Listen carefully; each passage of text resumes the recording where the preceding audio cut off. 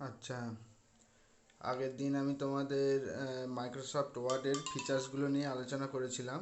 তার যে বিভিন্ন ফরম্যাটিং করার জন্য যে অপশানসগুলো, সেগুলো নিয়ে আলোচনা করেছিলাম। আজকে আমি ওই আলোচনাটাকেই কন্টিনিউ করছি। আগের দিন দেখো ফন্ট সাইজ কীভাবে ছোট করতে হয়, কীভাবে বড় করতে হয়, ফন্ট টাইপ কীভাবে চেঞ্জ করতে হয়, এইগুলো আমি তোমাদের বলেছিলাম। দেখো সেই জায়গাটাই আমি করছি। দেন দেখো তারপর কি বলছে, ক্রসড আউট কীভাবে করতে হয়। এই যেমন দেখো এখানে একটা সেন্টেন্স আছে, for example this sentence is strike through. হ্যাঁ, তো এই যে সেন্টেন্সটাকে এরা ক্রসড আউট করেছে, কিভাবে করতে হয় না, এই যে যে সেন্টেন্সটাকে তুমি ক্রসড আউট করতে চাও, দেখো আগে কি বলছে দেখে নি। Strike through is a font effect that causes text to appear as though it is crossed out. যেটা মানে তোমার টেক্সটে হয়তো আছে, তুমি সেটাকে ক্রসড আউট করতে চাইছো, সেটা কিভাবে করবে, এই হোম ট্যাবে ফন্ট গ্রুপের মধ্যে এই যে যেটা বাক্স মানে এর মধ্যে রেক্ট্যাঙ্গেলের মধ্যে লেখা আছে এবিসি লিখে একটা লাইন আছে। ওই তুমি সিলেক্ট করে যতটা জায়গায় ক্রসড আউট করতে চাইছো অতটা জায়গা সিলেক্ট করে তুমি ওই রকম ওই অপশানটা ক্লিক করলেই ওটা ক্রসড আউট হয়ে যাবে। দেন ডান দিকে দেখো যে upper case, lower case, toggle case, capitalise each word, এগুলো আগের দিন আমি আলোচনা করেছি। দেন এবার আসছি সাবস্ক্রিপ্ট অ্যান্ড সুপারস্ক্রিপ্ট। দেখো সাবস্ক্রিপ্টটার কি লেখা আছে, এক্স লিখে নিচে টু, বলছে type very small letters just below the line of text. মানে যখন তোমার কোনো লেখা বা কোনো সংখ্যা বা এই রকম ফরম্যাটে লেখার প্রয়োজন হবে, এই যে এক্স টু, এইরকম কখন প্রয়োজন হয়, দেখবে তোমাদের যে কেমিস্ট্রির যে সংকেতগুলো থাকে, এইচ টু ও টু এন টু, এইরকমভাবে লেখার প্রয়োজন হয়। তখন কিভাবে লিখবে, ধরো এইচ টু ও লেখার প্রয়োজন হলো, আমি তোমাদের করে দেখাবো ভিডিওতে। এইচ লিখে টু লিখে সিলেক্ট করে তুমি এইটা যখনই ক্লিক করে দেবে, তখন তোমার এইভাবে চলে আসবে। আমি তোমাদের করে দেখাবো সাবস্ক্রিপ্ট। আর সুপারস্ক্রিপ্ট কি, একই রকম লিখে এখানে যেমন এইটা ক্লিক করলে নিচে হবে, আর এক্স টু বলে যে অপশন মানে এক্স স্কোয়ার যেটা বলে যে অপশানটা থাকবে, তোমাদের স্কোয়ার বি স্কোয়ার ম্যাথমেটিক্যাল কোনো ফর্মুলা লিখতে হলেই তোমার সুপারস্ক্রিপ্টের প্রয়োজন হবে। এটা ক্লিক করলেই সুপারস্ক্রিপ্ট হয়ে যাবে। ঠিক আছে, তারপরে দেখো বোল্ড ইটালিক নিয়ে আমি বলেছি বারবার, আবার এরা শর্টকাটগুলো বলেছে। দেখো কন্ট্রোল বিতে বোল্ড হবে, আমি বলেছি কন্ট্রোল আইতে ইটালিক হবে, অ্যান্ড কন্ট্রোল ইউতে আন্ডারলাইন হবে। এই যে আন্ডারলাইন করে দেখিয়ে দিয়েছে। ঠিক আছে, এবার আসছি text effect and typography. Text effect কি না, যে তুমি টেক্সটটা লিখেছো, ধরো একটা লাইন লিখেছো তুমি, ধরো আমি যেমন কালকে লিখেছিলাম যে মাই স্টুডেন্টস আর, হ্যাঁ, তো ধরো ওই মাই স্টুডেন্টস আর সেন্টেন্সটাকে আমি একটা এফেক্ট দিতে চাইছি।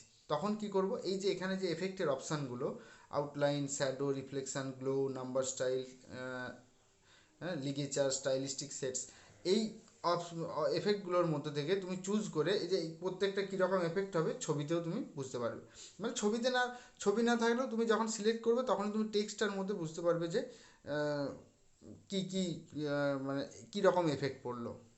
তাহলে তুমি তোমার পছন্দ মতো তুমি টেক্সটটাকে এফেক্ট দিতে পারো।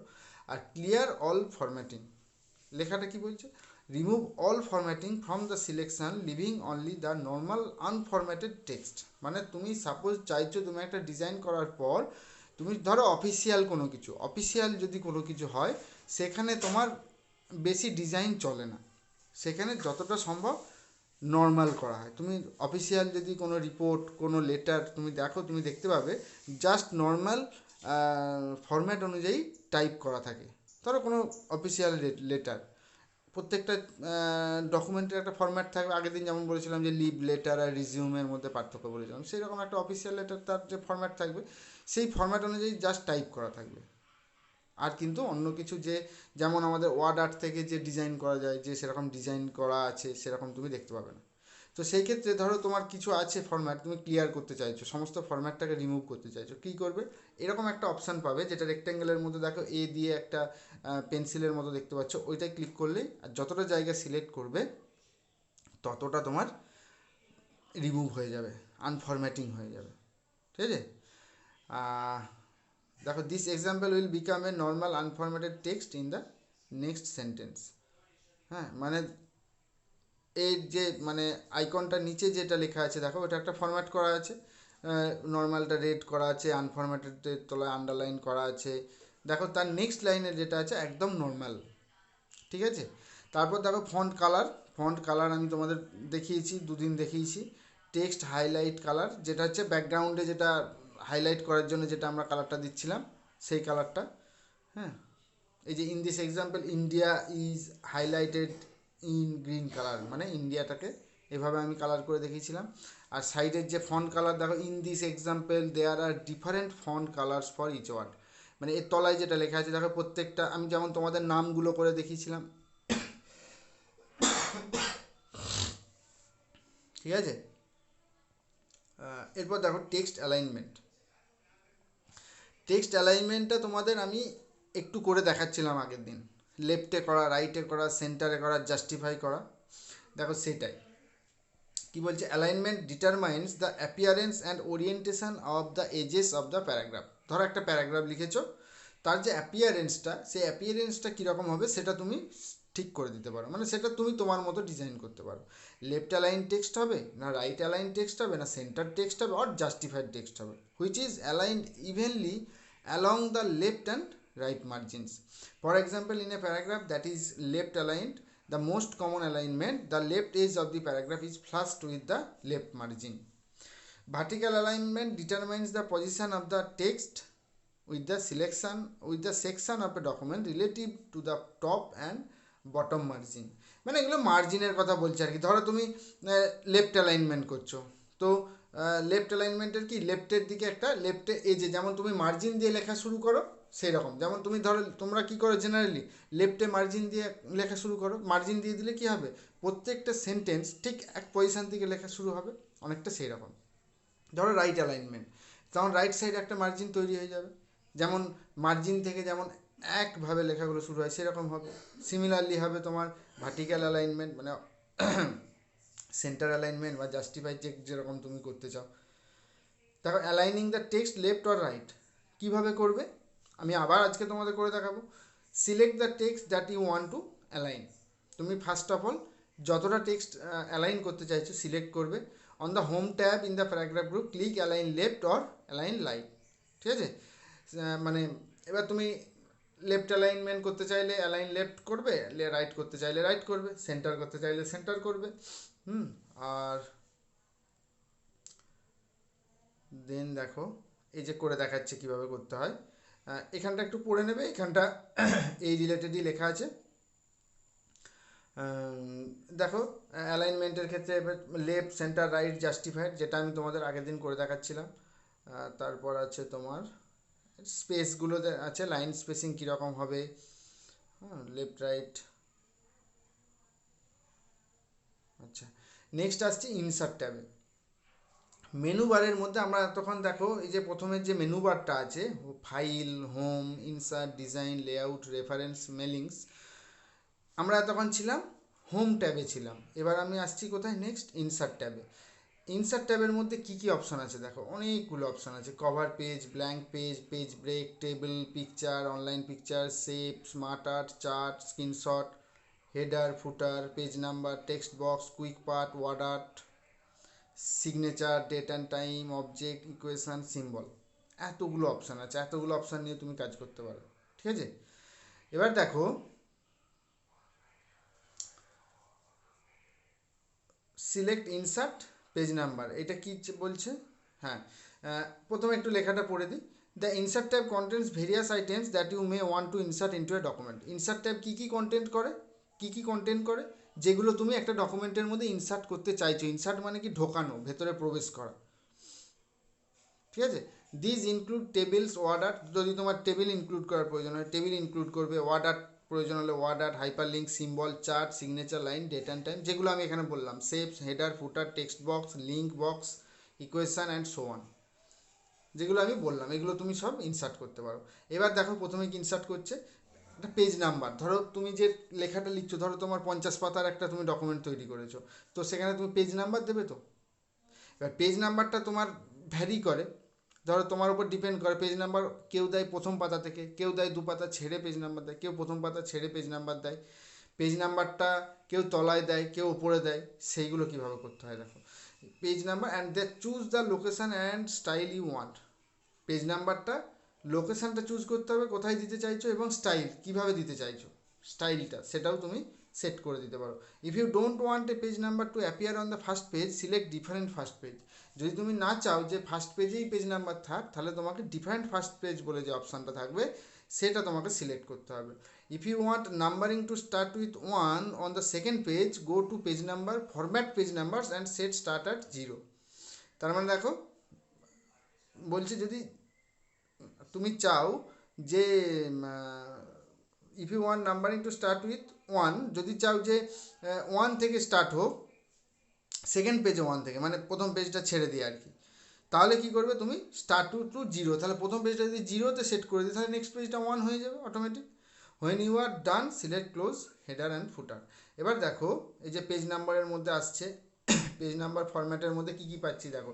Top of page, bottom of page, মানে পেজ নাম্বারটা তুমি কোথায় দিতে চাও, page margin, current position, format page number, remove page number. তো এই তোমার মতো ফরম্যাট করতে পারো, আবার রিমুভও করে দিতে পারো।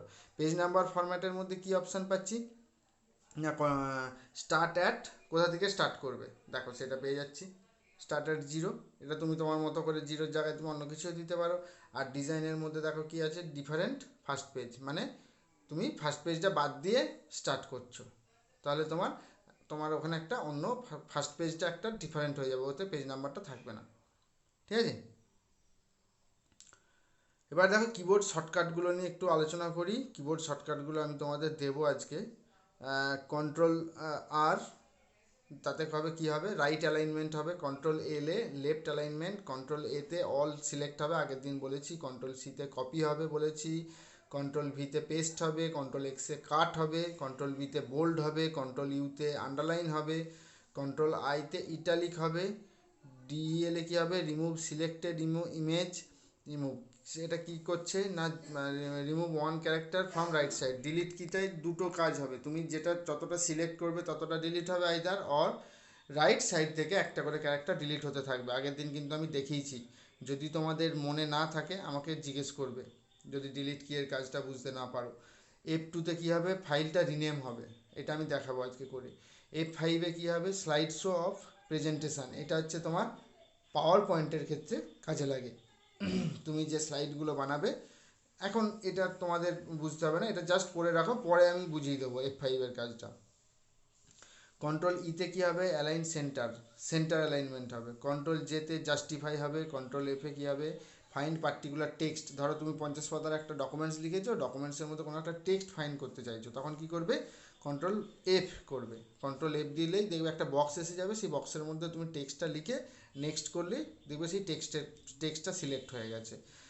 দেন কন্ট্রোল এইচে কী হবে, রিপ্লেস পার্টিকুলার টেক্সট। ধরো তোমার নামের বানানটা তুমি ভুল লিখে ফেলেছো, ধরো তোমার নামের বানানটা ABCD হবে, তুমি তার জায়গায় শুধু ABC লিখেছো, তখন কি হবে, ধরো সব জায়গায় তুমি 20 জায়গায় তোমার নাম ABC ইউজ করেছো, বাট ABCর জায়গায় ABCD হবে, তখন তুমি কি করবে, রিপ্লেস করবে। কিভাবে রিপ্লেস করবে, কন্ট্রোল এইচ দিয়ে। কন্ট্রোল এইচ দিলে তুমি অপশান পাবে যে কার জায়গায় রিপ্লেস করতে চাইছো এবং কি রিপ্লেস করতে চাইছো, তাহলে সব ABCগুলো রিপ্লেস হয়ে ABCD হয়ে যাবে।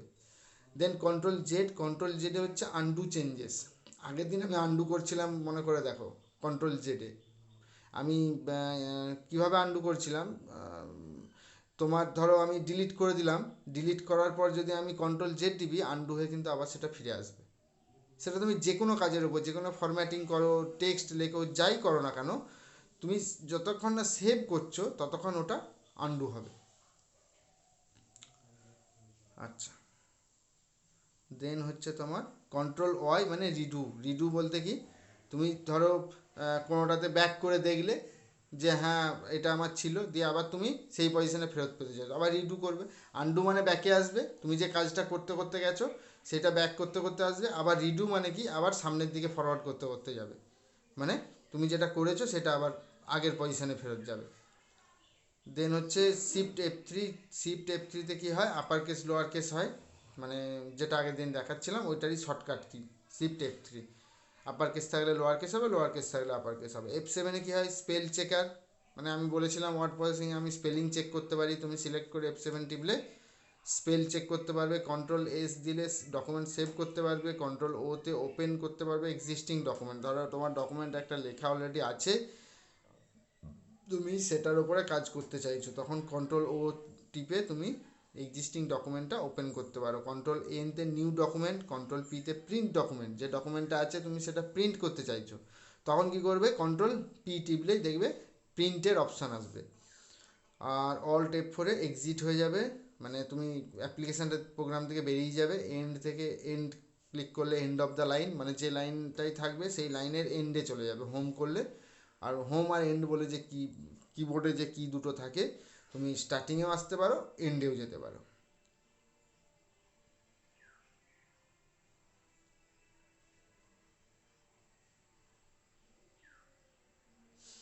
ঠিক আছে, আজকে এ পর্যন্তই।